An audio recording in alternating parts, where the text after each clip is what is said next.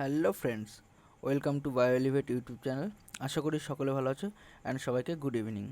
তো আজকে তোমরা থাম্বনেল দেখে বুঝেই গেছো যে আমরা আজকে জিএনএম, এএনএম বা সিজিএল, সিএইচএল, সিএইচএসএল, ডব্লিউবিসিএস এবং এসএসসির জন্য একটা ইম্পর্টেন্ট টপিক, যেটা হচ্ছে জীবন বিজ্ঞানের যে কিছু বিজ্ঞানী এবং তাদের আবিষ্কার এবং জীবন বিজ্ঞানে ব্যবহৃত কয়েকটা যন্ত্রপাতি এবং জীবন বিজ্ঞানে ব্যবহৃত কতগুলো শর্ট ফর্ম যেগুলোর পুরো নাম চাই। তো আজকে আমরা সেই টপিকগুলোই কমপ্লিট করব, আর এই টপিকটা কিন্তু খুবই ইম্পর্ট্যান্ট আমাদের জীবন বিজ্ঞানের জন্য। তাহলে চলো আমরা শুরু করি। আমাদের ফার্স্ট যদি দেখি, তাহলে ফার্স্ট কি বলেছে যে বিজ্ঞানী ও তাদের আবিষ্কার। তো আমরা জীবন বিজ্ঞান যেহেতু পড়ছি, তো আমরা এখানে দেখে নেব যে কোন বিজ্ঞানী কী আবিষ্কার করেন। তাহলে ফার্স্টে যদি দেখি রবার্ট হুক যদি দেখি, তাহলে রবার্ট হুক কী আবিষ্কার করেন। তাহলে হুকের ব্যাপারটা যদি দেখি আমরা, তাহলে এখানে দেখব রবার্ট হুক কর্কের টুকরো থেকে প্রথম কোষ আবিষ্কার করেন। তাহলে যদি বলা হয় যে প্রথম কোষ আবিষ্কার করেন কে, তাহলে আমরা কি বলবো, রবার্ট হুক। ঠিক আছে, প্রথম কোষ আবিষ্কার করেন। বাট এই কোষটা হুকের কোষটা ছিল মৃত। রবার্ট হুকের কোষটা ছিল কি মৃত। ওয়েট, রবার্ট হুকের কোষটা কি ছিল আমাদের? রবার্ট হুকের কোষটা ছিল মৃত।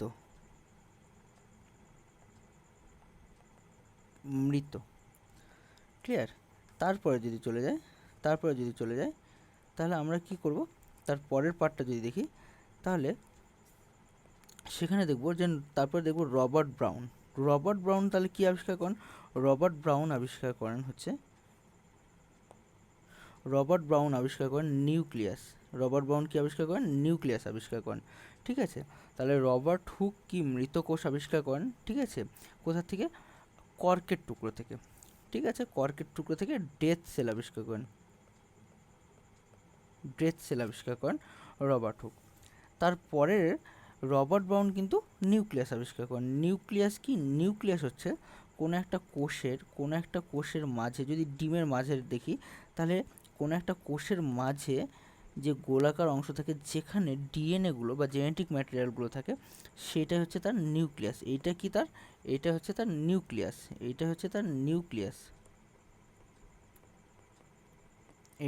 নিউক্লিয়াস। তারপরে যদি চলে যাই আমাদের স্লাইডেন এবং সোয়ান কত সালে? 1839 সালে কোষ তত্ত্ব প্রতিষ্ঠা করেন। তাহলে কোষ তত্ত্ব প্রতিষ্ঠা করেন কে? স্লাইডেন এবং সোয়ান কোষ তত্ত্ব প্রতিষ্ঠা করেন। এই কোষ তত্ত্ব কি বলছে? স্লাইডেন এবং সোয়ানের কোষ তত্ত্ব হিসাবে বলেছে যে প্রতিটি জীব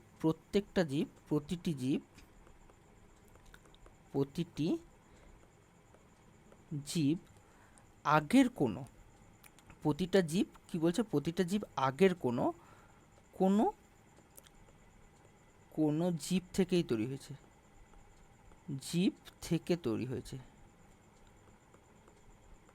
হয়েছে, তাই তো? তাহলে এবং স্লাইডেন এবং সোয়ান আর কি বলেছে যে প্রত্যেকটা জীব অনেকগুলো কোষ নিয়ে তৈরি হয়, বা প্রত্যেকটা জীব কোনো না কোনো কোষ নিয়ে তৈরি হয়েছে। তাহলে প্রতিটি জীব কোনো না কোনো কোষ নিয়ে তৈরি হয়েছে। প্রতিটি জীব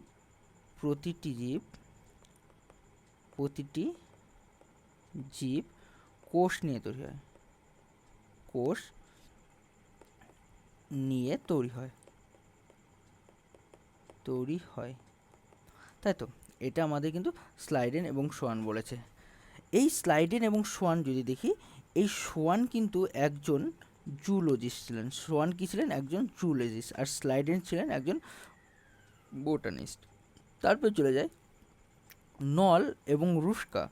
1931 সালে নল এবং রুস্কা যদি দেখি, 1931 সালে প্রথম ইলেকট্রন অনুবীক্ষণ যন্ত্র আবিষ্কার করেন।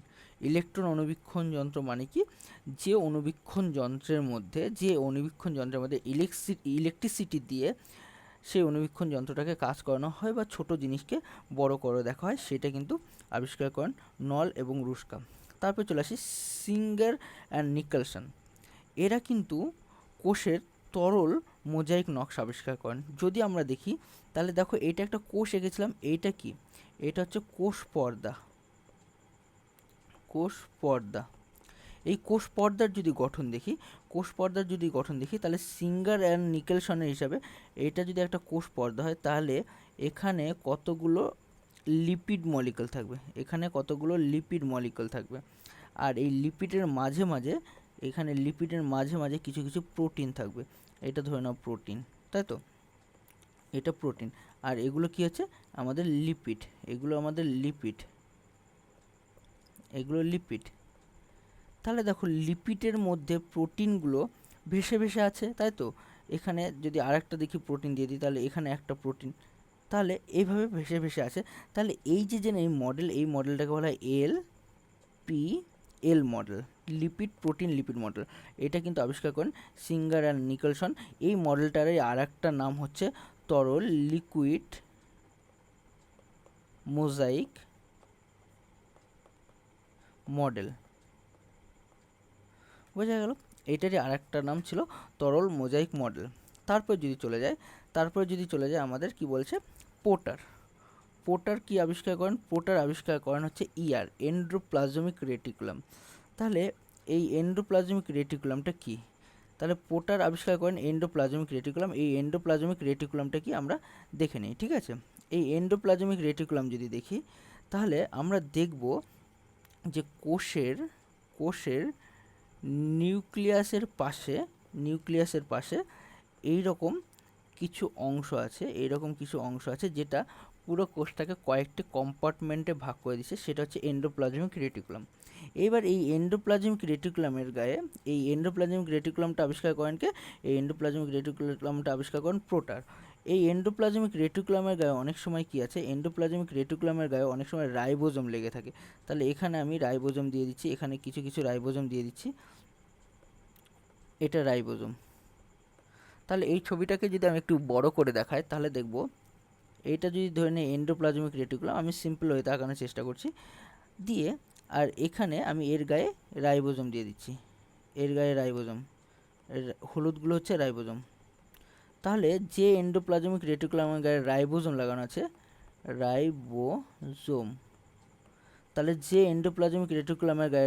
লাগানো আছে, সেই এন্ডোপ্লাজমিকটাকে বলা হয় আর রাফ এন্ডোপ্লাজমিক রেটিকুলাম বা অমসৃণ এন্ডোপ্লাজমিক রেটিকুলাম। আর যে এন্ডোপ্লাজমিক রেটিকুলামের গায়ে রাইবোজোম লাগানো নেই, দেখো এখানে এইটুকুতে রাইবোজোম লাগানো নেই, এটাকে বলা হয় SER, যেটাকে বলা হয় স্মুথ ওয়াল এন্ডোপ্লাজমিক রেটিকুলাম বা মসৃণ এন্ডোপ্লাজমিক রেটিকুলাম। এই মসৃণ এন্ডোপ্লাজমিক রেটিকুলামের কাজ কি? লিপিড তৈরি করা। আর এই অমসৃণ এন্ডোপ্লাজমিক রেটিকুলামের কাজ কি? যেহেতু অমসৃণের গায়ে এই রাইবোজোম লেগে আছে, তাহলে অমসৃণ এন্ডোপ্লাজমিক রেটিকুলামের কাজ কি হবে? প্রোটিন তৈরি করা। ক্লিয়ার? তারপরে যদি আমরা চলে যাই ডি ডুভে কি হচ্ছে? লাইসোজোম আবিষ্কার করেন। এই লাইসোজোম কি বলছে? লাইসোজোম যদি আমরা দেখি, তাহলে এই কোষের মধ্যেই এরকম কিছু দানাদার অংশ থাকবে, যেগুলোকে বলা হয় লাইসোজোম।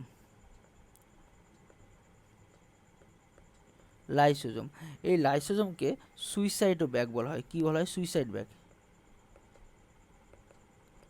সুইসাইড ব্যাগও বলা হয়, আত্মঘাতী থলি। এই লাইসোজোম কি করে? লাইসোজোম কোনো ভাইরাস ব্যাকটেরিয়া দেহের মধ্যে এন্টার করলে পারে নিজে সহ এবং এই কোষটাকেও মেরে ফেলে, সেই জন্য লাইসোজোমকে সুইসাইড ব্যাগ বলা হয়, ঠিক আছে। তারপরে চলে আসি হেকেল 1866 সালে প্লাস্টিড আবিষ্কার করেন। তাহলে প্লাস্টিড কে আবিষ্কার করেন? 1866 সালে। এই প্লাস্টিড কেবলমাত্র থাকে কাদের শরীরে? প্ল্যান্ট উদ্ভিদদের দেহে এই প্লাস্টিড প্রেজেন্ট থাকে। এই প্লাস্টিড উদ্ভিদকে কি করতে সাহায্য করে? কালার দিতে সাহায্য করে। এইবার এই প্লাস্টিড তিন ধরনের থাকে, উদ্ভিদের দেহে তিন ধরনের থাকে। একটা হচ্ছে ক্লোরোপ্লাস্ট, আর হচ্ছে ক্রোমোপ্লাস্ট, আর থার্ড হচ্ছে লিউকোপ্লাস্ট। কি প্লাস্ট? লিউকোপ্লাস্ট। বোঝা গেল, এই তিন ধরনের প্লাস্ট থাকে। এবার যদি আমরা এক এক করে দেখি ক্লোরোপ্লাস্ট কোথায় থাকে। ক্লোরোপ্লাস্ট হচ্ছে গ্রিন কালার হয়, লিউকোপ্লাস্ট হচ্ছে কালারলেস। কালারলেস। আর ক্রোমোপ্লাস্ট গ্রিন আর কালারলেস তার ভ্যারাইটিস কালার।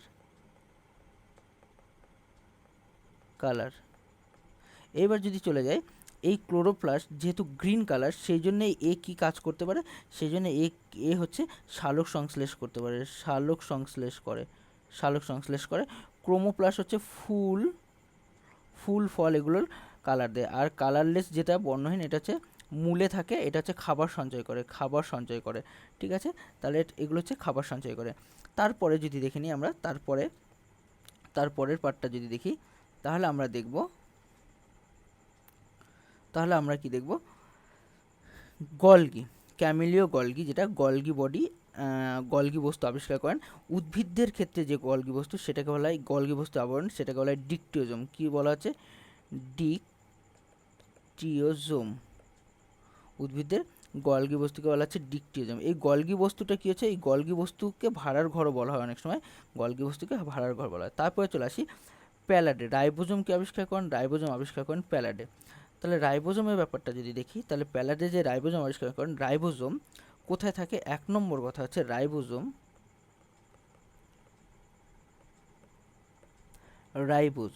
এই রাইবোজোম কি হচ্ছে, কোষের মধ্যে, এটা যদি একটা কোষ হয়, কোষের মধ্যে এমনিভাবে ছড়িয়ে ছিটিয়ে থাকতে পারে। কোষের ভিতরে আমি এটা একটা নিউক্লিয়াস দিচ্ছি, তো এইবার এই নিউক্লিয়াসের বাইরে দিয়ে এগুলো দিয়ে ছড়িয়ে ছিটিয়ে থাকতে পারে রাইবোজোম। কিংবা যদি আমরা দেখি যে এন্ডোপ্লাজমিক রেটিকুলামের গায়ে, এটা যদি এন্ডোপ্লাজমিক রেটিকুলাম হয়, এর গায়েও রাইবোজোমগুলো অনেক সময় লেগে থাকে। আমরা একটু আগেই বললাম, সেগুলোকে অমসৃণ এন্ডোপ্লাজমিক রেটিকুলাম বলে। এবার এই রাইবোজোমগুলো দেখতে এরকম দুটো খণ্ড নিয়ে তৈরি। একটা হচ্ছে বড় খণ্ড, আর একটা হচ্ছে ছোট খণ্ড। ঠিক আছে, এবার এই রাইবোজোম কি হয়, রাইবোজোম আমরা কোষ জানি, কোষ দু রকমের। একটা হচ্ছে প্রোক্যারিওটিক কোষ, আর একটা হচ্ছে ইউক্যারিওটিক কোষ। প্রোক্যারিওটিক কোষের রাইবোজোম, মনে রাখবে সবসময়, প্রোক্যারিওটিক কোষের রাইবোজোম 70S প্রকৃতির। এবং তাহলে ইউক্যারিওটিক কোষের রাইবোজোম কত এস প্রকৃতি? ইউক্যারিওটিক কোষের রাইবোজোম 80S প্রকৃতি। তাহলে প্রোক্যারিওটিক কোষের রাইবোজোমে বড় যেটা লার্জ কত? প্রোক্যারিওটিক কোষের বড় রাইবোজোম হচ্ছে 50S। আর তাহলে স্মল খণ্ড কত হচ্ছে? 30S। কিন্তু যদি ইউক্যারিওটিক কোষের ক্ষেত্রে চলে যায়, তাহলে ইউক্যারিওটিক কোষের ক্ষেত্রে লার্জ হবে 60S, স্মল হবে 40S। ঠিক আছে, এইটা হচ্ছে আমাদের রাইবোজোম। এবার চলে যাই রাইবোজোমের কাজ কি। যদি কাজ দেখি রাইবোজোমের, তাহলে রাইবোজোমের ফাংশন, রাইবোজোম কি করে? প্রোটিন তৈরি করে, প্রোটিন ফর্মেশন করে। তাহলে প্রোটিন ফর্মেশন করে কি? রাইবোজোম। তাহলে যেহেতু রাইবোজোম প্রোটিন ফর্মেশন করে, তাহলে সেই জন্য রাইবোজোমকে বলা হয় প্রোটিন ফ্যাক্টরি। কি বলা হচ্ছে? Protein factory. ক্লিয়ার? তাহলে রাইবোজোম এখানে আমাদের কমপ্লিট হলো। এইবার চলে আসি ওয়াটসন ক্রিক। কি আবিষ্কার করেন? ডিএনএর দ্বিতন্ত্রী মডেল। ওয়াটসন ক্রিক কী করেন? ডিএনএর দ্বিতন্ত্রী মডেল আবিষ্কার করেন। তাহলে ডিএনএর দ্বিতন্ত্রী মডেলটা কীরকম আমরা দেখে নিই। তাহলে আমরা ডিএনএ যদি দেখি, তাহলে ডিএনএর দ্বিতন্ত্রী মডেল কীরকম হচ্ছে, তাহলে দেখি। এটা যদি হয় একটা ডিএনএ, এইবার এই ডিএনএর দ্বিতন্ত্রী মডেল হচ্ছে, ডিএনএটা এরকমভাবে থাকে। এবার মাঝে মাঝে এগুলোতে নাইট্রোজেন বেস থাকে। এইটা আবিষ্কার করেন ওয়াটস অ্যান্ড ক্রিক। এটাকে বলা হয় ডিএনএর দ্বিতন্ত্রী model, double helix model. Actually এই দ্বিতন্ত্রী মডেলটা ছিল এরকম মোয়ের মতো। এইবার এই মোয়ের দু প্রান্ত থেকে ধরে পাকিয়ে দিলে পারে এরকম হবে। এইবার মোয়ের এই পার্টটা কিভাবে কি নিয়ে তৈরি হচ্ছে আমরা দেখে নিই। তাহলে মোয়ের এই পার্টটা যদি দেখি, তাহলে কীরকম তৈরি হচ্ছে। এই মোয়ের পার্টটা এইরকম ডিঅক্সিরাইবোজ শর্করা নিয়ে এই দুটো স্টিক তৈরি হয়েছে। দুটো স্টিক তৈরি হয়েছে এরকম ডিঅক্সি রাইবোজ শর্করা নিয়ে। এগুলো কি এক একটা, তাহলে ডিঅক্সি রাইবোজ শর্করা, অক্সি রাইবোজ শর্করা, ঠিক আছে। এইবার এই ডিঅক্সি রাইবোজ শর্করাগুলোকে জয়েন করেছে কি, ডিঅক্সি রাইবোজ শর্করাগুলোকে জয়েন করেছে ফসফরিক অ্যাসিড বা ফসফেট, কে ফসফরিক অ্যাসিড বা ফসফেট, ঠিক আছে। এবার কথা হচ্ছে তাহলে দুদিকে স্ট্যান্ড তৈরি হয়ে গেল আমাদের, তাহলে মাঝে আমাদের কি লাগবে, নাইট্রোজেন বেস। নাইট্রোজেন বেসকে আবার ভাগ করা হচ্ছে, নাইট্রোজেন বেসকে ভাগ করা হয় দুটো ভাগে, একটা হচ্ছে পিউরিন, আর একটা হচ্ছে পিরিমিডিন। পিউরিনকে এ, পিরিমিডিনকে ডি, পিউরিন হচ্ছে জি, পিরিমিডিন হচ্ছে সি। তাহলে তোমরা মনে রাখবে এই জায়গাটা যে এ আর টি সবসময় দুটো হাইড্রোজেন বন্ড দ্বারা যুক্ত থাকে, আর জি আর সি তিনটা হাইড্রোজেন বন্ড দ্বারা যুক্ত থাকে।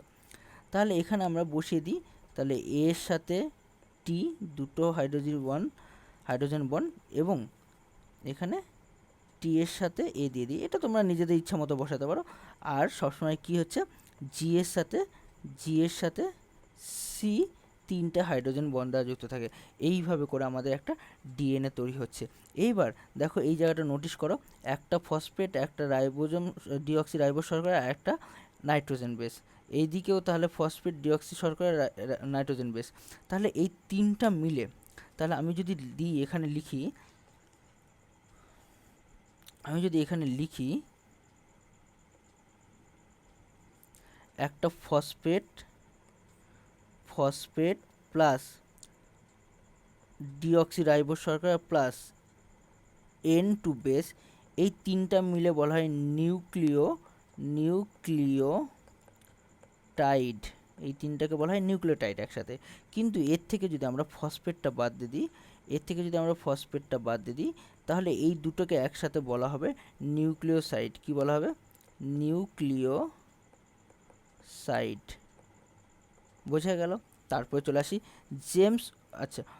জেমস ওয়াটসন ক্রিকের সাথে একসাথে ডিএনএ আবিষ্কার করেন। তাহলে জেমস ওয়াটসন ক্রিকের সাথে একসাথে ডিএনএ আবিষ্কার গঠনের জন্য, যার জন্য কত সালে, 1962 সালে নোবেল পুরস্কার পেয়েছিলেন। 1962 সালে নোবেল পুরস্কার পেয়েছিলেন। তাহলে ডেটটা মনে রাখবো, 1962 সালে নোবেল পুরস্কার পেয়েছিলেন। তাহলে ফার্স্ট কমপ্লিট। তারপরে আমরা চলে যাই, তারপরে যদি দেখি আমরা, তারপরে দেখবো আমরা কি, এইচজি খোরানা উনি কিন্তু জেনেটিক কোড আবিষ্কার করেন। জেনেটিক কোড কি বলছে, প্রত্যেকটা ডিএনএর মধ্যে কিছু কোড থাকে।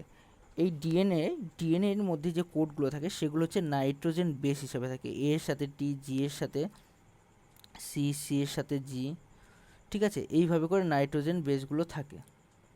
তো এই নাইট্রোজেন বেস, এই তিনটা মিলে আচ্ছা যদি আরও লিখি এখানে, টি এ, সি জি, জি সি, এ টি, এইভাবে করে থাকে নাইট্রোজেন বেসগুলো। তাহলে এখানে একটা ফর্মুলা আছে, কোডন ব্যাপারটা আছে, যে তিনটা করে নাইট্রোজেন বেস একটা কোডন তৈরি করে। তাহলে এখানে দেখো কয়টা কোডন আছে, দুটো কোডন আছে। এইবার এই কোডনগুলো কি করে, এই কোডনগুলো পরবর্তীকালে প্রোটিন তৈরি করতে সাহায্য করে। তাহলে এইটাকে বলা হয় জেনেটিক কোড, ঠিক আছে। যে এক একজনের জন্য এক এক রকম জেনেটিক কোড আছে। দেখা গেলো এই জেনেটিক এজিসি থাকলে পরে হয়তো কোনো মানুষ কালো হয়, এটা আমি বোঝানোর জন্য বলছি। আর টিসি থাকলে কোনো মানুষ এটা হচ্ছে লম্বা হয়, লম্বার জন্য প্রোটিন তৈরি করে, যেটা এটা তৈরি করতে পারে। তাহলে প্রত্যেকটা মানুষের এই কোডনগুলো ভ্যারি করে, ঠিক আছে। তো এইচজি খোরানা বা হরগোবিন্দ খোরানা কিন্তু এইটা কিন্তু আবিষ্কার করেন, এই জেনেটিক কোডটা আবিষ্কার করেন, ঠিক আছে। তো এই জেনেটিক কোড আবিষ্কার করেন আমাদের হরগোবিন্দ খোরানা। তারপরে কি বলছে, 1968 সালে নোবেল পুরস্কার পান তিনি সর্বপ্রথম কোষ কার্য সম্পাদনকারী প্রোটিন কীভাবে জেনেটিক সংকেত থেকে প্রস্তুত হয়ে থাকে তা কিন্তু দেখায়। এর সাথে নোবেল বিজয়ী হলেন কে মার্শাল, তার নামটা দেওয়া আছে, আর কে রবার্ট ডব্লিউ হোল। ওনারা প্রত্যেকে আলাদা আলাদাভাবে কিন্তু গবেষণা করেন কী নিয়ে, কীভাবে নিউক্লিক অ্যাসিডের মধ্যে থাকে নিউক্লিওটাইড। আমরা একটু আগে বললাম নিউক্লিওটাইড কি, নিউক্লিওটাইড হচ্ছে nitrogen base plus phosphate plus deoxy ribose শর্করা, তাই তো। প্লাস ডিঅক্সিরাইবোজ শর্করা, এই তিনটাকে একসাথে বলা হয় নিউক্লিওটাইড। তো এই নিউক্লিওটাইডগুলো কিন্তু এই প্রোটিন সংশ্লেষের বার্তা বহন করে। ক্লিয়ার? তারপরে চলে যাই আমরা, তারপরে ল্যান্ডস্টেনার কি হচ্ছে, রক্তের গ্রুপ আবিষ্কার করেন। রক্তের গ্রুপ কি কি হতে পারে? রক্তের গ্রুপ অ্যাকচুয়ালি ফর্মুলাটা বলা হয় এবিও গ্রুপ।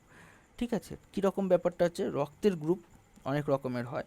যেমন একটা রক্তের গ্রুপ হয় এ, একটা রক্তের গ্রুপ হয় বি, একটা রক্তের গ্রুপ হয় এ বি, আর একটা রক্তের গ্রুপ হয় ও। এইবার এগুলোকে আবার ডিফারেন্ট করা যায় কীরকম, এ গ্রুপ থেকে এ পজিটিভ হতে পারে অথবা এ নেগেটিভ হতে পারে, বি পজিটিভ হতে পারে অথবা বি নেগেটিভ হতে পারে, এ বি পজিটিভ হতে পারে অথবা এ বি নেগেটিভ হতে পারে, ও পজিটিভ হতে পারে অথবা ও নেগেটিভ হতে পারে। ঠিক আছে, তো এইটা হচ্ছে রক্তের গ্রুপ আবিষ্কার করেন। অ্যাকচুয়ালি এ বিও আবিষ্কার করেন হচ্ছে আমাদের ল্যান্ডস্টেইনার। আর ল্যান্ডস্টেইনার এবং উইনার, এই যে আরএইচ ফ্যাক্টর, যেটার জন্য রক্তটা পজিটিভ আর নেগেটিভ হলো, সেইটা আবিষ্কার করেন হচ্ছে ল্যান্ডস্টেইনার এবং উইনার। ঠিক আছে, এইবার তোমরা মনে রাখবে যে ও গ্রুপকে ও গ্রুপকে ও গ্রুপের রক্তকে সার্বজনীন দাতা বলা হয়। কি বলা হয়? সার্বজনীন দাতা বলা হয়। কারণ এ ও গ্রুপ সবাইকে, মানে এ কে, বি কে, এ বি কে আর ওকে, এই সবাইকে ব্লাড দিতে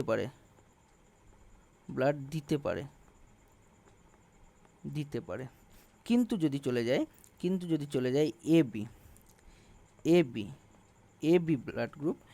বি ব্লাড গ্রুপকে সার্বজনীন গ্রহীতা বলা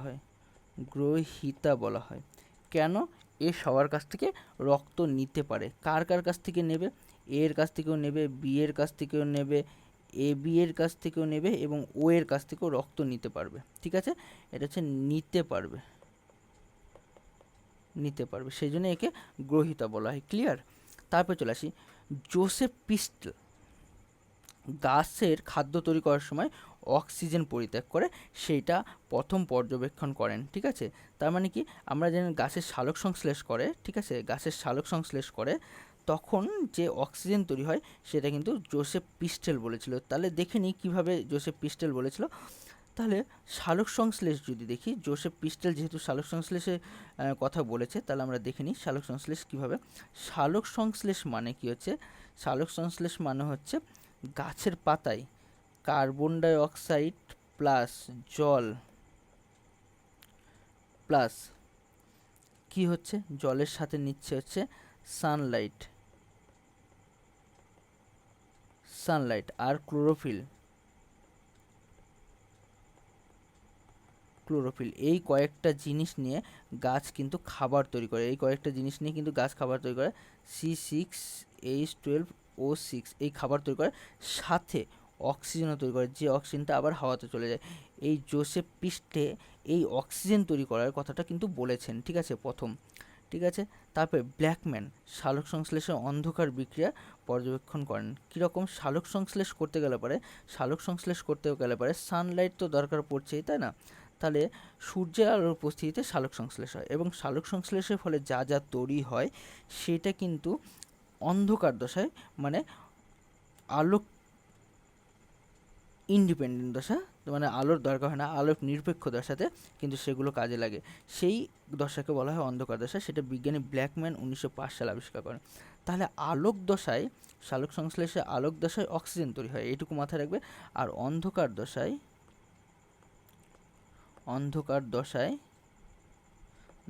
কিন্তু C6H12O6 তৈরি হয়। তাহলে মনে রাখবে যে গ্লুকোজ অন্ধকার দশায় তৈরি হয়, সালোক সংশ্লেষে গ্লুকোজ অন্ধকার দশায় তৈরি হয়, আর আলোক দশায় কী তৈরি হয়? অক্সিজেন তৈরি হয়। তারপর চলে আসি রবিন হিলকে যদি দেখি, তাহলে রবিন হিল কি বলছে? সালোক সংশ্লেষে ফটোলাইসিস বা হিল বিক্রিয়া পর্যবেক্ষণ করে। ফটোলাইসিস বা হিল বিক্রিয়া কি? যদি বলি ফটোলাইসিস বা হিল বিক্রিয়া, অ্যাকচুয়ালি লাইটের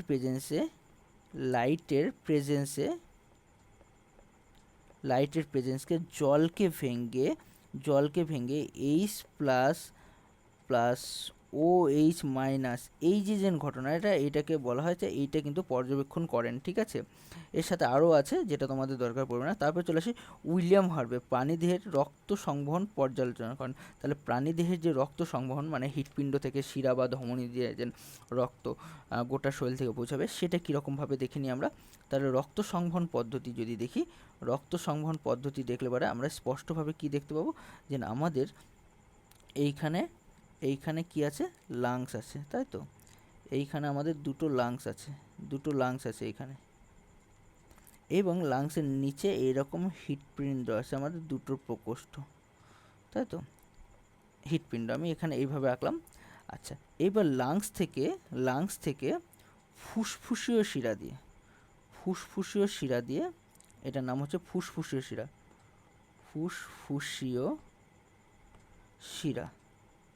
শিরা দিয়ে কি রক্ত, অক্সিজেনযুক্ত রক্ত আমাদের হৃৎপিণ্ডের অলিন্দে ঢুকে। এটা হচ্ছে অলিন্দ। এটা কোন অলিন্দ? এটা যদি আমরা দেখি, এটা হচ্ছে বাম অলিন্দ, তাই তো। বাম অলিন্দে প্রবেশ করলো। বাম অলিন্দ থেকে রক্ত কোথায়, অক্সিজেনযুক্ত রক্ত বাম নিলয়ে, এটা হচ্ছে নিলয়। এবার বাম নিলয় থেকে একটা পাইপ দিয়ে বা এই ধমনী দিয়ে ধমনী দিয়ে অক্সিজেনযুক্ত রক্ত কোথায় চলে আসলো, এটা হচ্ছে গোটা বডি, মানে এটা শরীরে চলে আসলো, বডিতে চলে আসলো। এবার বডিতে অক্সিজেনটা দিয়ে দিল। এইবার সেমভাবে আরেকটা টিউব দিয়ে অক্সিজেন, কার্বন ডাইঅক্সাইডযুক্ত রক্ত, এটা CO2 যুক্ত রক্ত শিরা দিয়ে মানে এই শিরা দিয়ে কোথায় হচ্ছে, ডান অলিন্দে প্রবেশ করলো। কোথায়? ডান অলিন্দে প্রবেশ করলো। ডান অলিন্দ থেকে ডান নিলয়, এবং ডান নিলয় থেকে এখান থেকে আবার একটা ফুসফুসে প্রবেশ করলো। এইটাকে বলা হয় ফুসফুসীয় ধমনী। তাহলে ফুসফুসে প্রবেশ করলো। এইভাবে করে রক্তটা সার্কুলেট হচ্ছে কিন্তু বডিতে। ঠিক আছে, তাহলে ক্লিয়ার। তারপরে চলে আসি, প্রথম ধমনীর রক্তচাপ পরীক্ষা করেন কে? Stephen Hales. আর মেন্ডেল কি করে? জেনেটিক্স আবিষ্কার করেন, জেনেটিক্সের ফর্মুলা আবিষ্কার করেন Mendel, doctor Gregor Johann Mendel. উনি বলেছিলেন যে বাবা মার কাছ থেকে আমাদের কাছে এই স্পাম বা এগের থ্রুতে কিছু জিন ট্রান্সফার হয়, যাতে করে আমাদের বাবা মার মতো ক্যারেক্টার সম্পূর্ণ হয়। তারপরে চলে আসি ল্যামার্ক কী করেছিলেন? অধিগত গুণের উত্তরাধিকারী তত্ত্ব দেন। তার মানে কি বলছে, যে ল্যামার্কের হিসাব মতো যে আমাদের বাবা মার কাছ থেকে সমস্ত বৈশিষ্ট্যগুলো আমাদের কাছে আসে, আমাদের বাবা মা যে বৈশিষ্ট্যগুলো অর্জন করবে সেগুলো আমার কাছে আসে। কিন্তু যদিও ইনি ভুল প্রমাণিত করেন। কীরকমভাবে? যদি দেখা যায় যে বিজ্ঞানী ভাইসম্যান করেছিলেন যে কোনো ইঁদুরকে, মানে কতগুলো ইঁদুরকে উনি ধরে রেখেছিলেন বিজ্ঞানী ভাইসম্যান, এবং কি করেছিলেন, সেই ইঁদুরগুলোর পরপর 35টা বা 27টা জেনারেশনের লেজ কেটে দিয়েছিল। তাতে করে বিজ্ঞানী ভাইসম্যান ভেবেছিলেন যে ল্যামার্কের থিওরি অনুযায়ী যে যখন কোনো একটা অঙ্গ বেশি ব্যবহার করবে বা কম ব্যবহার করবে, যেটা বেশি ব্যবহার করবে সেটা বেশি সক্রিয় হয়ে যাবে, যেটা কম ব্যবহার করবে সেটা কম সক্রিয় হয়ে যাবে, এরকমভাবে হবে। তখন তাহলে কি হচ্ছিল, যখন ভাইসম্যান 35টা জেনারেশন ধরে ইঁদুরের লেজ কেটে দিয়েছিল, 36 নম্বর জেনারেশনেও দেখা গেছিলো ইঁদুরের লেজ নিয়ে তৈরি হচ্ছে। তাহলে ল্যামার্কের হিসাব মতো যেটা পিতামাতার বৈশিষ্ট্য অর্জন করবে, সেই বৈশিষ্ট্যগুলো সমস্তগুলোই কিন্তু সন্ততিদের মধ্যে যাবে, কিন্তু সেটা কিন্তু ভুল হয়েছিল। তারপরে চলে আসি চার্লস ডারউইন। এটা কি করেছিল? প্রাকৃতিক নির্বাচনবাদ করেছিলেন। যে চার্লস ডারউইন বলেছে যে আমরা পৃথিবীতে যে সকল প্রাণীরা, উদ্ভিদরা যারা আছে তারা প্রকৃতি দ্বারা সিলেক্টেড। ঠিক আছে, যদি আমাদের প্রকৃতি না সিলেক্ট করে বা কাউকে যদি প্রকৃতি না সিলেক্ট করে, তাহলে কিন্তু সেটা আস্তে আস্তে পৃথিবীর বুকের থেকে অবলুপ্ত হয়ে যাবে। এটা কিন্তু চার্লস ডারউইন বলেছেন। ডক্টর জেনার গুটি বসন্তের টিকা আবিষ্কার করেন। লুই পাস্তুর হচ্ছে জলাতঙ্ক রোগের টিকা আবিষ্কার করেন, যেটা জল দেখে ভয় পাবে, কুকুরে কামড়ালে হয়। আর দুধের পাস্তুরাইজেশন করেন। দুধের পাস্তুরাইজেশন মানে কি হচ্ছে, দুধ থেকে ব্যাকটেরিয়া বা ভাইরাস বা জীবাণু মুক্ত করার যে পদ্ধতি, সেটা কিন্তু লুই পাস্তুর আবিষ্কার করেন। রোনাল্ড রস, এটা কিন্তু স্ত্রী মশার দেহ থেকে ম্যালেরিয়ার রোগ জীবাণু পর্যবেক্ষণ করেন। সেটা হচ্ছে কলকাতার KM হসপিটাল থেকে কিন্তু এটা তৈরি করেন। তারপরে চলে আসি আলেকজান্ডার ফ্লেমিং, এটা পেনিসিলিন আবিষ্কার করেন। পেনিসিলিন একটা হচ্ছে অ্যান্টিবায়োটিক, ঠিক আছে, পেনিসিলিয়াম নোটেটাম থেকে আবিষ্কার করেন। তারপর হচ্ছে রস, কালাজ্বরের জীবাণু আবিষ্কার করেন। এবার চলে আসি বেন্ডা কি আবিষ্কার করেন? বেন্ডা আবিষ্কার করেন মাইটোকন্ড্রিয়া কি? কোষের মধ্যে, কোষের সাইটোপ্লাজম, যদি এটা একটা কোষ হয়, এটা যদি একটা কোষ হয়, এবার কোষের মধ্যে নিউক্লিয়াস আছে, এবার নিউক্লিয়াস ছাড়া এই সাইটোপ্লাজমের মধ্যে এরকম একটা অঙ্গাণু থাকে। যদি এটাকে আমি একটু বড় করে দেখাই, এইটা হচ্ছে আমাদের মাইটোকন্ড্রিয়ার ভিতরে এরকম ক্রিস্টি আছে, ঠিক আছে, এটা হচ্ছে মাইটোকন্ড্রিয়া। এই মাইটোকন্ড্রিয়াতে কি হচ্ছে, মাইটোকন্ড্রিয়াকে কোষের শক্তিঘর বলা হয়। কি বলা হচ্ছে? শক্তিঘর বলা হচ্ছে। কেন? কারণ মাইটোকন্ড্রিয়ার মধ্যে এটিপি তৈরি হয়, আর যে প্রক্রিয়ায় এটিপি তৈরি হয় মাইটোকন্ড্রিয়াকে, সেটাকে বলা হয় ক্রেবস সাইকেল, ক্রেবস চক্র। ক্লিয়ার? তারপরে চলে যায় ওয়াল্ডার, ক্রোমোজোম আবিষ্কার করেন। ক্রোমোজোম কিভাবে আবিষ্কার হয় যদি আমরা সেটা দেখি, তাহলে আমরা একটু আগে ডিএনএ দেখলাম। এই ডিএনএগুলো ক্রোমোজোম আবিষ্কারের ক্ষেত্রে যদি দেখি, তাহলে এইটা হচ্ছে আমাদের একটা ডিএনএ, তাই তো? ডিএনএ একটা সরু সুতোর মতো। এবার ডিএনএ হিস্টোন প্রোটিন, এই গোলগুলো হচ্ছে হিস্টোন প্রোটিন। তাহলে একটা হিস্টোন প্রোটিন আর এর সাথে ডিএনএ এভাবে পেঁচিয়ে গেছে।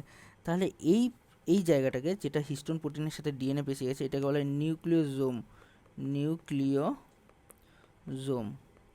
এবার এটা তাহলে নিউক্লিওজোম, তাহলে এরকম অনেকগুলো নিউক্লিওজোম তৈরি করে এরকম একটা পুঁতির মালার মতন তৈরি করেছে, ঠিক আছে।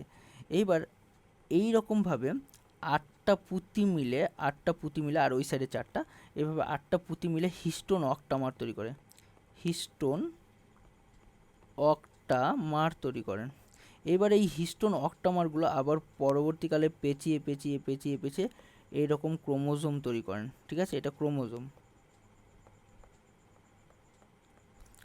তৈরি করেন। আর এই ক্রোমোজোম হচ্ছে বংশগতির ধারক এবং বাহক, ঠিক আছে। যেন বাবা মার কাছ থেকে যে বৈশিষ্ট্যগুলো আসে, এই ক্রোমোজোমের থ্রুতে আসছে।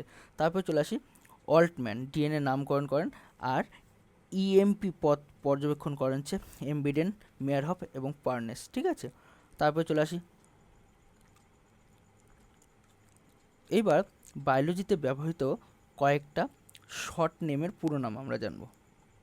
ফার্স্ট যদি দেখে নিই, তাহলে ফার্স্ট আমাদের চলে আসছে এডিপি, অ্যাডিনোসিন ডাইফসফেট।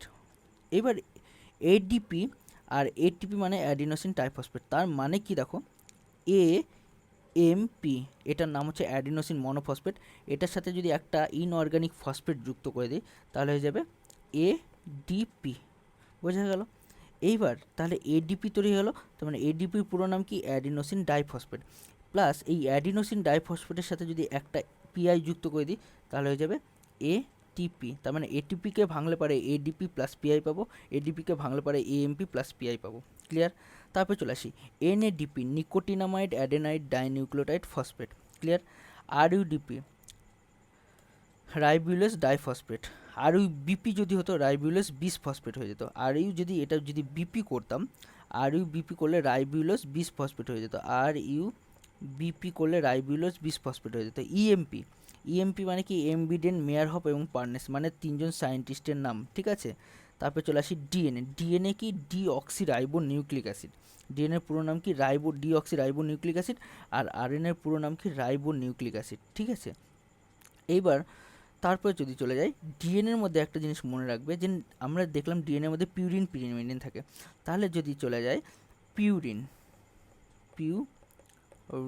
আর একটা হচ্ছে পিরিমিডিন। পিউরিন আমি কি বললাম? ডিএনএর ক্ষেত্রে এ, আর পিরিমিডিন GC, তাই তো? এটা কিন্তু ডিএনএ ক্ষেত্রে, কিন্তু স্পেশালি আরএনএর ক্ষেত্রে টি এর পরিবর্তে ইউ হয়ে যাবে, ইউরাসিল। এটা কিন্তু আরএনএর ক্ষেত্রে কেবলমাত্র। তাহলে এখানেই ডিফারেন্স হবে, যদি পিরিমিডিনের ক্ষেত্রে ডিএনএর মধ্যে টি থাকবে, আর আরএনএর মধ্যে টি এর পরিবর্তে ইউরাসিল হয়ে যাবে, ইউ হয়ে যাবে। ক্লিয়ার? তারপরে চলে যায়, তারপরে BMR, basal metabolic rate. BMR কি? Basal metabolic rate. একজন লোক খাবার খাওয়ার পরে, নর্মাল খাবার খাওয়ার পরে ও রেস্ট অবস্থায় তার বডিতে প্রতি বর্গ সেন্টিমিটারে বা প্রতি বর্গ এককে যতটা পরিমাণে হিট উৎপন্ন হয় সেটাকে বলা হচ্ছে তার বেসাল মেটাবলিক রেট। তারপরে চলে আসি DDT, dichloro diphenyl dichloro ethane. ঠিক আছে, এই ডিডিটি কী হচ্ছে, ডিডিটি হচ্ছে আমাদের জীবাণুনাশক হিসাবে ব্যবহার করা হয়। ঠিক আছে, আবার জমিতে কীটনাশক হিসাবে ব্যবহার করা হয়। তারপর হচ্ছে আরবিসি, রেড ব্লাড সেল, যার মধ্যে হিমোগ্লোবিন থাকে, যেটার আয়ু 120 দিন। রেড ব্লাড সেল লোহিত রক্তকণিকা, কাজ হচ্ছে oxygen, carbon dioxide, hormone hormone এগুলো পরিবহন করা। ডব্লিউবিসি, হোয়াইট ব্লাড সেল, এইটা হচ্ছে শ্বেত রক্তকণিকা। ঠিক আছে, এইটা কি হচ্ছে, এই শ্বেত রক্তকণিকা রোগ জীবাণু ধ্বংস করে। কি করে, রোগ জীবাণু ধ্বংস করে। ঠিক আছে, তারপর হচ্ছে সিএসএফ, সেরিব্রো স্পাইনাল ফ্লুইড যদি চলে যায়, সিএসএফ কি করে, সিএসএফ আমাদের ব্রেনে থাকে এবং শোষণাকাণ্ডে থাকে। এটার কাজ কি, সিএসএফ হচ্ছে আমাদের ব্রেন বা শোষণাকাণ্ডকে পুষ্টি প্রদান করে আর আঘাত থেকে রক্ষা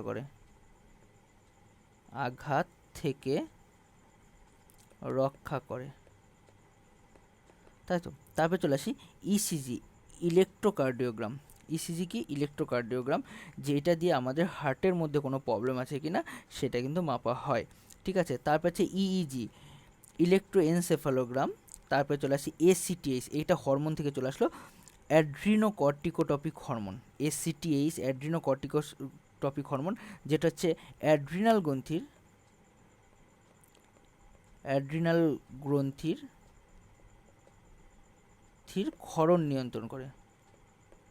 ক্ষরণ কন্ট্রোল করে। তারপর চলে আসি এসটিএস, সোমাটোটপিক হরমোন, যেটা আমাদের বৃদ্ধিতে সাহায্য করে। কি করে, বৃদ্ধি করে। যদি সোমাটোটপিক হরমোন যদি কম হলে পারে কি রোগ হয়, বামত্ব রোগ হয়। ঠিক আছে, আর যদি বেশি ক্ষরিত হয় তাহলে অতিকায়ত্ত রোগ হয়। ঠিক আছে, মানে বেশি লম্বা হয়ে যাবে, আর বামত্ব মানে ও বেশি হাইট হবে না। তারপর চলে আসি টিএসএইচ, থাইরয়েড স্টিমুলেটিং হরমোন কি কাজ করে, থাইরয়েড গ্রন্থি কন্ট্রোল করে। ঠিক আছে, থাইরয়েড স্টিমুলেটিং হরমোন থাইরয়েড গ্রন্থির ক্ষরণ নিয়ন্ত্রণ করে। এইবার কথা হচ্ছে কোন গ্রন্থি থেকে ক্ষরিত হয়, থাইরয়েড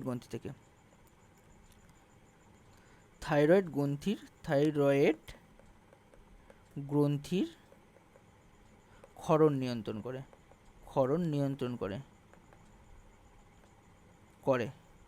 থাইরয়েড গ্রন্থির ক্ষরণ নিয়ন্ত্রণ করে টিএসএইচ। ঠিক আছে, তাহলে টিএসএইচ যদি বেশি ক্ষরিত হয় তাহলে থাইরয়েড গ্রন্থি থেকে কি হরমোন ক্ষরিত হবে, থাইরয়েড গ্রন্থি থেকে থাইরক্সিন হরমোন ক্ষরিত হবে। তারপরে জিটিএইচ, গোনাডোটপিক হরমোন, যে হরমোনগুলো গোনাড থেকে রিলিজ হয়, তাই তো, গোনাড গ্রন্থির ক্ষরণ নিয়ন্ত্রণ করে। তাহলে যেগুলো হচ্ছে গোনাড গ্রন্থিকে কন্ট্রোল করবে।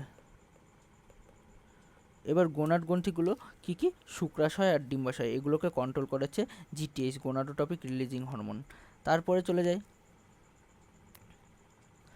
LTS, লিউটোট্রপিক hormone. ঠিক আছে, এলটিএস লিউটোট্রপিক হরমোন। তারপরে কি হচ্ছে WWF, ওয়াইল্ড লাইফ ফান্ড।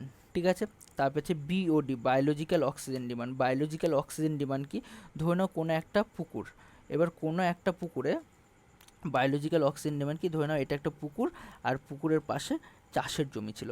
এবার কথা হচ্ছে চাষের জমিতে আমরা সার বীজ দিই এবং সেখানে নাইট্রোজেন ঘটিত যে সার সেগুলো হয়তো পুকুরের জমিতে এসে মিশে গেল, তাহলে পুকুরের জমিতে প্রচুর পরিমাণে আগাছা হবে, লাইক যেমন কচুরিপানা, এগুলো প্রচুর হয়ে যাবে। এবার প্রচুর হয়ে গেলে পরে সূর্যের আলো কিন্তু এই জলের সাথে আর মিশতে পারবে না, তাহলে এই যে আগাছা যেন প্রচুর হয়ে গেল, জলের উপরে যে একটা স্তর তৈরি করলো, এইটাকে বলা হয়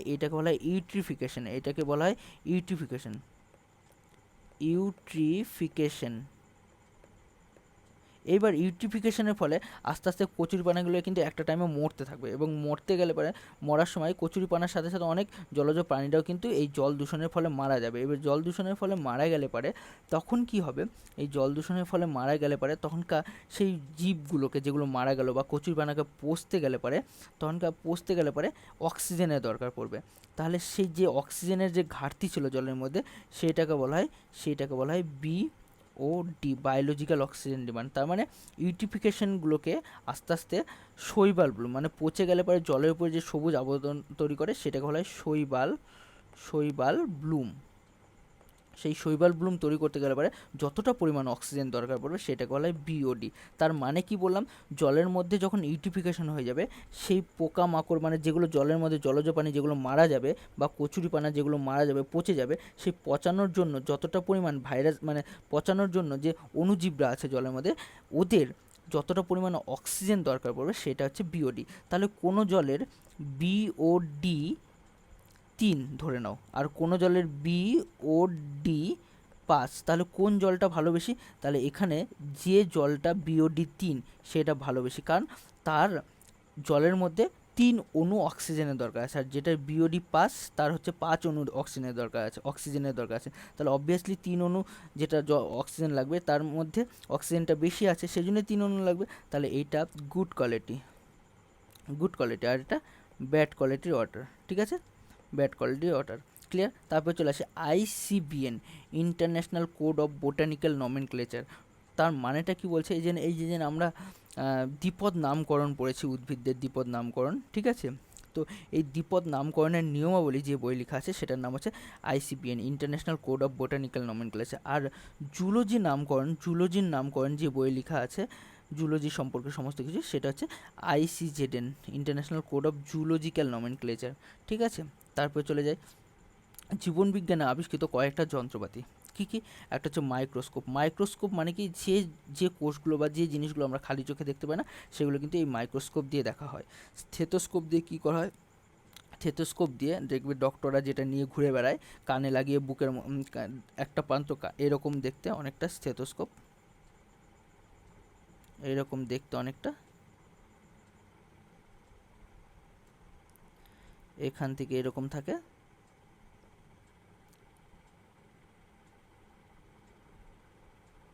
এরকম দেখতে অনেকটা, এটা হচ্ছে স্টেথোস্কোপ। এটা কি হচ্ছে হৃদগতি, হৃদধ্বনি এবং ফুসফুসের বিভিন্ন অবস্থান সম্পর্কে জানা যায়।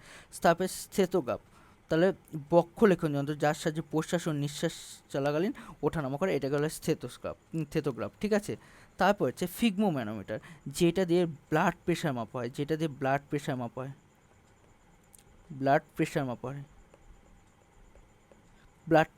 এটা হচ্ছে ব্লাড প্রেশারের নর্মাল যে কন্ডিশন সেটা হচ্ছে 120/80, এটা হচ্ছে নর্মাল ব্লাড প্রেশার। এর চেয়ে বেশি হলে পরে আমরা বলি ব্লাড প্রেশার হাই হয়েছে, হাই ব্লাড প্রেশার, আর এর চেয়ে লো হলে পরে বলি যে লো ব্লাড প্রেশার। তারপরে চলে আসি অলফ্যাক্টরি মিটার। এই অলফ্যাক্টরি মিটারের মাধ্যমে কী হচ্ছে, ঘ্রাণের অনুভূতি, মানে ঘ্রাণ যে স্মেল যেটা, সেটা কিন্তু আমরা তারতম্য করতে পারি। তারপর হচ্ছে বেনেডিক্ট হ্রদযন্ত্র, এটার মাধ্যমে কী হচ্ছে, কোনো লোকের BMR মাপা হয়। তারপরে ক্লিনিক্যাল থার্মোমিটার, যে থার্মোমিটার দিয়ে কী হচ্ছে আমাদের দেহের তাপমাত্রা মাপা হয়। আমাদের দেহের তাপমাত্রা 98.4 ডিগ্রি ফারেনহাইট, আর যদি সেলসিয়াসে যায় 37 ডিগ্রি C সেলসিয়াস স্কেলে। তারপর হচ্ছে উইন্ট্রপ টিউব, এটা কি হচ্ছে লোহিত রক্তকণিকার থিতানোর হার পরিমাপ করা হয়। তার মানে একটা টেস্ট টিউবের মধ্যে যদি আমরা রক্তকে রেখে দিই তাহলে লোহিত রক্তকণিকার যে থিতানোর পরিমাণ সেটা কিন্তু আমাদের উইন্ট্রপ টিউবের মাধ্যমে মাপা হয়। এবং বম ক্যালোরিমিটারের সাহায্যে কী হচ্ছে, খাদ্যবস্তুর ক্যালোরি মূল্য মাপা হয়, দেন কোন খাদ্যের মধ্যে কত ক্যালোরি আছে সেটা কিন্তু এই বম ক্যালোরিমিটারের মাধ্যমে মাপা হয়। তারপরে চলে যাই আমরা, তারপরে হচ্ছে স্পাইরোমিটারের সাহায্যে ফুসফুসের বায়ু পরিমাণ, মানে কোনো ফুসফুস কতটা বায়ু ধারণ করতে পারছে সেটা কিন্তু স্পাইরোমিটারের মাধ্যমে মাপা যায়। তারপরে হচ্ছে হিমোসাইটোমিটার, রক্তের কোষ রক্তের কোষ কোষ গণনা করা হয় এই হিমোসাইটোমিটারের মাধ্যমে। রক্তের মধ্যে লোহিত রক্তকণিকা কতটা আছে, শ্বেত রক্তকণিকা কতটা আছে, অনুচক্রিকা কত আছে, সেগুলো মাপা যায় হিমোসাইটোমিটারের সাহায্যে। তারপর হচ্ছে হিমোগ্লোবিনোমিটার, তাহলে হিমোগ্লোবিনের পরিমাণ, রক্তের মধ্যে হিমোগ্লোবিনের পরিমাণ মাপা হয়। এই হিমোগ্লোবিন থাকে রক্তের আরবিসিতে হিমোগ্লোবিন থাকে। কি থাকে? হিমোগ্লোবিন। হিমোবিউলিন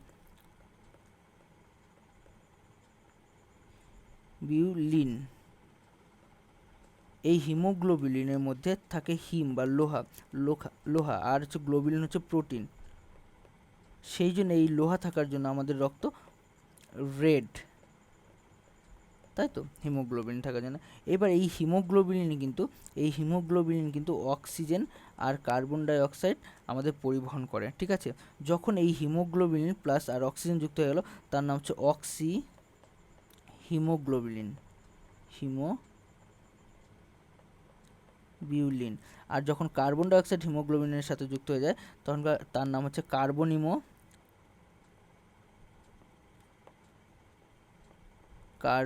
অ্যামিনো হিমোগ্লোবিলিন বিউলিন। যখন অক্সিজেনের সাথে যুক্ত হচ্ছে অক্সি হিমোগ্লোবিলিন, আর যখন কার্বন ডাই অক্সাইডের সাথে হিমোগ্লোবিলিন যুক্ত হচ্ছে কার্বো অ্যামিনো হিমোগ্লোবিলিন। তারপরে চলে আসি, তারপরে যদি দেখি, তারপরে আছে কি আছে অলথ্যালোস্কোপ। তাহলে এটা কি হচ্ছে, এর সাহায্যে চক্ষুর অভ্যন্তরীণ অংশ পরীক্ষা করা হয়। তার মানে চোখের ভেতরের যে অংশ, রেটিনা হতে পারে, তারপর হচ্ছে অ্যাকুয়াসিমার হতে পারে, ভিট্রাসিমার হতে পারে, লেন্সের পজিশন হতে পারে, এগুলো যেটা দিয়ে মাপা হয় সেটা হচ্ছে অলথ্যালমোস্কোপ, ঠিক আছে। তারপরে চলে যাই, তাহলে আমাদের আজকে কিন্তু এইটুকুই ছিল। যদি ক্লাসগুলো ভালো লেগে থাকে তাহলে অবশ্যই চ্যানেলটাকে গ্রো করার জন্য, ঠিক আছে, কি করবে, সাবস্ক্রাইব করবে, সাথে শেয়ার করবে। এবং যদি কোথাও প্রবলেম থেকে থাকে তাহলে কিন্তু কমেন্টে অবশ্যই জানাবে যে কোথায় প্রবলেম আছে। আর তোমাদের যদি কোনো আইডিয়া থাকে নেক্সট ভিডিও বা নেক্সট কোন টপিকে আমরা ভিডিও তৈরি করবো, তাহলে সেটাও কিন্তু কমেন্টে জানাবে। আর যারা নতুন তাদের আবারও বলছি যে চ্যানেলটাকে গ্রো করার জন্য তোমরা সাবস্ক্রাইব করো, ঠিক আছে, এবং বেল আইকনকে প্রেস করে রাখো যাতে তোমরা ফার্স্ট নোটিফিকেশনটা নেক্সট ক্লাসের জন্য পেয়ে থাকো। সবাইকে অনেক অনেক অনেক ধন্যবাদ, থ্যাংক ইউ সবাইকে। চলো, গুড নাইট।